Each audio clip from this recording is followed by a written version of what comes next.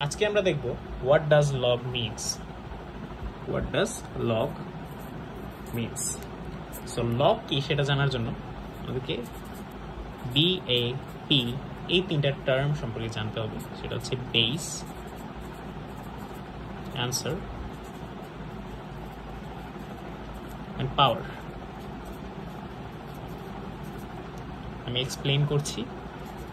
log 2 base 16 যদি লিখি তাহলে এর আনসার কত হবে।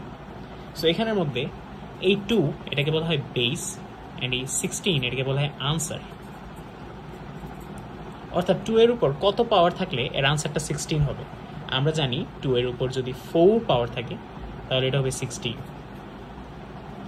আমরা যদি 2 to the power 4 is equal 16 এটাকে এইভাবে ঘুরিয়ে লেখা হয় log দিয়ে, ঠিক আছে।